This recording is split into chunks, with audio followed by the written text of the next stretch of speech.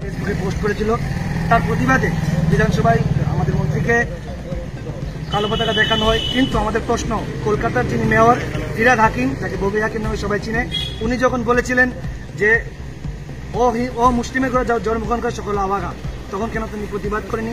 তখন রাহুল গান্ধী যখন দিল্লিতে বলছিলেন যে হিন্দু হিংস্র হয়, তখন কেন তারা প্রতিবাদ করেনি? আমরা গতকাল ওনার যে এই কালো পতাকা দেখানো এবং উনি যে হিন্দুদের বিরুদ্ধে নেতা, এটা প্রমাণিত হয়েছে। তার জন্য আজ আমরা ওনাকে কালো পতাকা দেখাচ্ছি।